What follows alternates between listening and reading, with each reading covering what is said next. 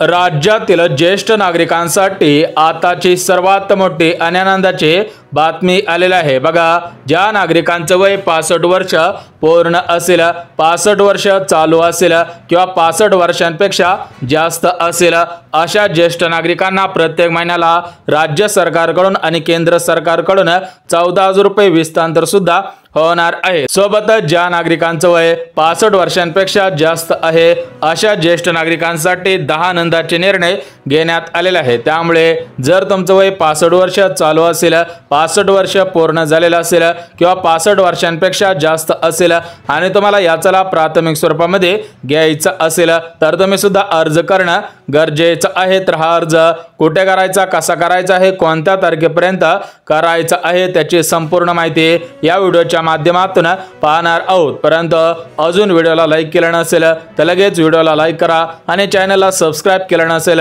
तर लगेच चॅनलला सुद्धा सबस्क्राइब करून ठेवा, जेणेकरून ज्येष्ठ नागरिकांना तुमच्या कामाची माहिती तुमच्यापर्यंत सर्वात अगोदर पोहोचत सुद्धा राहणार आहे। तर बघा, ज्येष्ठ नागरिकांना तुम्हाला सुद्धा माहिती असेल की याच्या अगोदर तुमच्यासाठी राज्य सरकारकडून मुख्यमंत्री वयश्री योजना सुरू सुद्धा करण्यात आलेले होते। तर या मुख्यमंत्री वयश्री योजनेअंतर्गत प्रत्येक ज्येष्ठ नागरिकाला 1500 रुपये सुद्धा मिळत होते, परंतु हे मानधन कमी होतं। त्यामुळे राज्य सरकारने आणि केंद्र सरकारने निर्णय घेतलेला आहे की राज्यातील ज्या नागरिकांचं वय 65 वर्षांपेक्षा जास्त असेल अशा ज्येष्ठ नागरिकांना प्रत्येक महिन्याला 14,000 रुपये सुद्धा विस्तार करायचे आहेत। म्हणजेच तुमच्या घरामध्ये तुमची पत्नी असेल, तुम्ही स्वतः असाल तर दोघांना हे 14,000 रुपये सुद्धा मिळणार आहेत। म्हणजेच एक गोष्ट लक्षात घ्या, तुम्ही ज्येष्ठ नागरिक आहात, तुमचं वय 65 वर्षांपेक्षा जास्त आहे तर तुम्हाला 7,000 रुपये आणि तुमची पत्नी आहे आणि त्या पत्नीचं वय 65 वर्षांपेक्षा जास्त आहे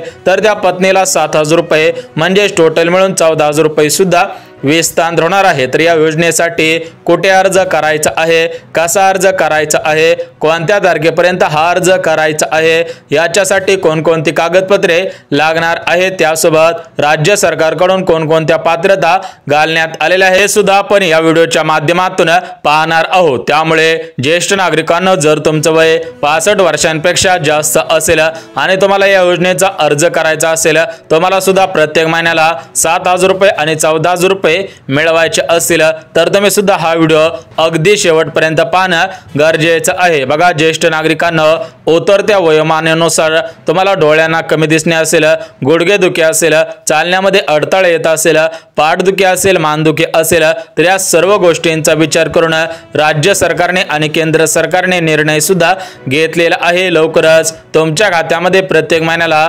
7,000 रुपये म्हणजे टोटल मिळून घरामध्ये 14,000 रुपये सुद्धा विस्तार होणार आहेत। बघा, तुम्हाला मी व्हिडिओच्या पहिल्यांदा सांगितलेलं आहे की जर तुम्ही नवरा बायको असाल तर दोघांना 7,000 रुपये म्हणजे 14,000 रुपये सुद्धा मिळणार आहेत। त्यामुळे तुम्ही सुद्धा हा अर्ज करणं गरजेचं आहे। जे जे ज्येष्ठ नागरिक अर्ज करतील त्या ज्येष्ठ नागरिकांना याचा लाभ सुद्धा मिळणार आहे। सोबतच ज्येष्ठ नागरिकांना तुमच्यासाठी राज्य सरकारने आणि केंद्र सरकारने काही आनंदाचे निर्णय सुद्धा घेतलेले आहेत। तर ते 10 आनंदाचे निर्णय कोणकोणते आहेत ते सुद्धा आपण बघणार आहोत। परंतु व्हिडिओला सुरुवात करण्यापूर्वी व्हिडिओला लाईक करा आणि चॅनलला सुद्धा लगेच सबस्क्राइब करा।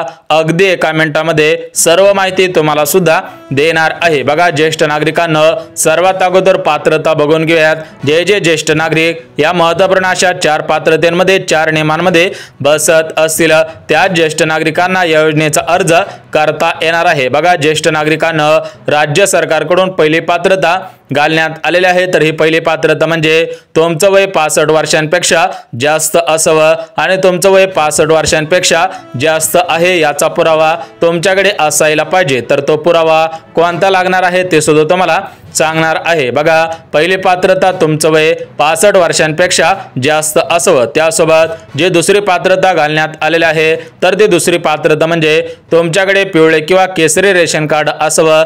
जर तुमच्याकडे पांढरे रेशन कार्ड असेल तर तुम्हाला या योजनेचा अर्ज करता येणार नाही। त्यासोबत ज्येष्ठ नागरिकांना जर तुमच्याकडे रेशन कार्ड नसेल तर त्याच्याऐवजी तुमच्याकडे 2.5 लाखांपेक्षा कमी उत्पन्न आहे हे दर्शवण्यासाठी उत्पन्न दाखला असेल तरी पण चालणार आहे। म्हणजेच ज्यांच्याकडे रेशन कार्ड नसेल त्यांच्याकडे 2.5 लाखांपेक्षा कमी उत्पन्न आहे तो उत्पन्न दाखला सुद्धा लागणार आहे। त्यासोबत ज्येष्ठ नागरिकांना तिसरी पात्रता म्हणजे तुम्ही महाराष्ट्र राज्याचे रहिवासी असावेत, कमीत कमी 15 वर्षापासून महाराष्ट्र राज्यामध्ये राहत असावेत तरच तुम्हाला याचा लाभ प्राथमिक स्वरूपामध्ये घेता येणार आहे। आणि सर्वात महत्त्वाची जी चौथी पात्रता घालण्यात आलेली आहे ती चौथी पात्रता म्हणजे तुमच्या घरामधील कोणती व्यक्ती सरकारी कर्मचारी नसायला पाहिजे, पेन्शनधारक नसायला पाहिजे तरच तुम्हाला याचा लाभ सुद्धा घेता येणार आहे। बघा ज्येष्ठ नागरिकांना जर तुम्ही या 4 पात्रतेमध्ये पात्र ठरत असाल, 4 नियमांमध्ये बसत असाल तरच हा व्हिडिओ पुढे पहा, अन्यथा हा व्हिडिओ नाही पाहिला तरी पण चालू शकेल, कारण तुमचा वेळ वायाला सुद्धा जाऊ शकतो। कारण राज्य सरकारने दिलेल्या माहितीनुसार जे ज्येष्ठ नागरिक या 4 पात्रतेमध्ये पात्र ठरतील अशा ज्येष्ठ नागरिकांना याचा लाभ सुद्धा देण्यात येणार आहे। बघा ज्येष्ठ नागरिकांना सर्वात अगोदर पात्रता सुद्धा बघितलेली आहेत। आता आपण कागदपत्रे बघू आणि लगेच अर्ज कुठे करायचा आहे, कसा करायचा आहे, कोणत्या तारखेच्या अगोदर करायचा आहे ते सुद्धा आपण लगेच बघून घेऊयात। बघा ज्येष्ठ नागरिकांना भरपूर दिवसांपासून तुमच्यासाठी कोणत्या तरी योजना येईल, कोणत्या तरी योजना येतील अशा पद्धतीने आशा वाटत होत्या, तर आज खऱ्या अर्थाने सर्व ज्येष्ठ नागरिकांची भरपूर दिवसांची प्रतीक्षा संपलेली आहे। कारण या योजनेच्या माध्यमातून सर्व ज्येष्ठ नागरिकांना सक्षम बनवण्यासाठी प्रत्येक महिन्याला 7,000 रुपये, कुटुंबामध्ये जर 2 ज्येष्ठ नागरिक असतील तर दोघांना मिळून 14,000 रुपये सुद्धा विस्तार होणार आहे। तर या योजनेसाठी अर्ज कुठे कसा करायचा आहे ते सुद्धा आपण बघून घेऊया। त्याच्या अगोदर कागदपत्रे अगदी एका मिनिटामध्ये सांगतो आणि लगेच अर्ज सुद्धा बघून घ्या। बघा ज्येष्ठ नागरिकांना तुमच्याकडे जर जमीन असेल म्हणजेच तुमच्याकडे 5 एकरपेक्षा जास्त जमीन असेल तर तुम्हाला याचा अर्ज करता येणार नाही। म्हणजेच ही पात्रता अगोदर सांगायची होती परंतु राहिलेली होती, त्यामुळे अगोदर सांगत आहे की 5 एकरपेक्षा जास्त जमीन नसावी तरच तुम्हाला हा लाभ सुद्धा देण्यात येणार आहे। आपण एका मिनिटामध्ये कागदपत्रे सुद्धा सांगत आहेत। बघा तुमच्याकडे तुमचं आधार कार्ड असायला पाहिजे, तुमच्याकडे तुमचं मतदान कार्ड असायला पाहिजे, तुमच्याकडे तुमचं पॅन कार्ड असायला पाहिजे, त्यासोबत तुमच्याकडे पिवळे रेशन कार्ड, केसरी रेशन कार्ड, उत्पन्न दाखला। बघा या 3 कागदपत्रांपैकी एक कागदपत्र असावं। बघा जर तुमच्याकडे पिवळे रेशन कार्ड असेल तर काळजी करायची गरज नाही, केसरी रेशन कार्ड असेल तर काळजी करायची गरज नाही, आणि उत्पन्न दाखला 2.5 लाखांपेक्षा कमी असेल तर तुम्हाला काळजी करायची गरज नाही। या 3 कागदपत्रांपैकी एक कागदपत्र तुमच्याकडे असायला पाहिजे। त्यासोबत तुम्ही महाराष्ट्र राज्याचे रहिवासी आहात यासाठी रहिवासी दाखला, त्यानंतर छोट्या आकाराचे 2 फोटो, आणि तुम्हाला हा फॉर्म भरून सुद्धा द्यायचा आहे। तर तो फॉर्म कुठे भेटणार आहे, कसा भेटणार आहे, हा फॉर्म कोणी कोणी भरायचा आहे ते सुद्धा आपण बघणार आहोत। बघा सर्व कागदपत्रे सांगितले, परंतु पैसे घेण्यासाठी तुमच्याकडे बँक पासबुक सुद्धा असायला पाहिजे, बँकेचं खातं असायला पाहिजे, ते खातं तुमच्या नावाने असायला पाहिजे, त्या खात्याला आधार कार्ड सुद्धा लिंक असो। बघा एवढे सर्व कागदपत्रे तुमच्याकडे सुद्धा असायला पाहिजे तरच तुम्हाला प्रत्येक महिन्याला 14,000 रुपये सुद्धा विस्तार होणार आहे। तर बघा ज्येष्ठ नागरिकांना आता आपण कागदपत्रे बघितलेली आहेत, त्यासोबत कोणकोणत्या पात्रता घालण्यात आलेल्या होत्या त्या पात्रता सुद्धा बघितलेल्या आहेत। आता आपण बघून घेऊयात की हा अर्ज कुठे करायचा आहे, कशा पद्धतीने करायचा आहे, या योजनेचं नाव काय आहे हे आपण अगदी एका मिनिटामध्ये बघून घेऊया, जेणेकरून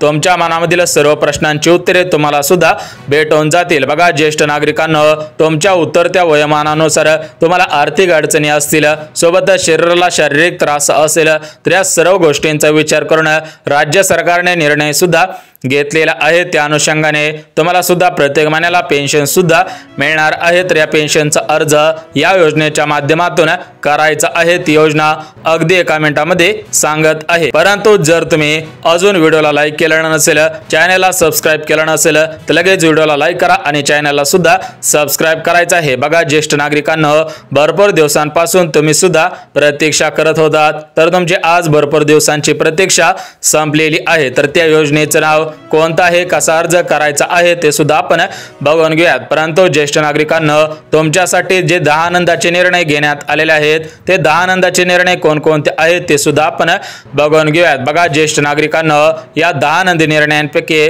जो पहिला आनंदाचा निर्णय घेण्यात आलेला आहे तो पहिला आनंदाचा निर्णय म्हणजे ज्येष्ठ नागरिकांना 15,000 रुपये अनुदान फिरण्यासाठी देण्यात येणार आहे। म्हणजे जर तुम्हाला पंढरपूरला विठ्ठलाच्या दर्शनासाठी जायचं असेल तर तुम्हाला दर्शनासाठी प्रत्येक वर्षाला 15,000 रुपये सुद्धा मिळणार आहेत। म्हणजे फक्त विठ्ठल दर्शनाला नाही तर तुम्हाला स्वामींच्या दर्शनाला जायचं असेल, आळंदीमध्ये माऊलींच्या दर्शनाला जायचं असेल, म्हणजे तुमच्यासाठी ही जी देवदर्शन यात्रा आहे या यात्रेच्या माध्यमातून 15,000 रुपये अनुदान प्रत्येक ज्येष्ठ नागरिकाला मिळणार आहे। म्हणजे तुम्हाला तिरुपती बालाजीला जायचं असेल, महादेवांच्या मंदिरांमध्ये जायचं असेल, त्या ठिकाणी जाण्यासाठी 15,000 रुपये अनुदान तुम्हाला सुद्धा मिळणार आहे। त्यासोबत जो दुसरा आनंदाचा निर्णय घेण्यात आलेला आहे तर तो दुसरा आनंदाचा निर्णय म्हणजे ज्येष्ठ नागरिकांना 5 लाख रुपयापर्यंत मोफत उपचार देण्यात येणार आहे। तर हा निर्णय राज्य सरकारने घेतलेला आहे। त्यामुळे तुम्हाला शासकीय दवाखान्यांमध्ये, निमशासकीय दवाखान्यांमध्ये म्हणजे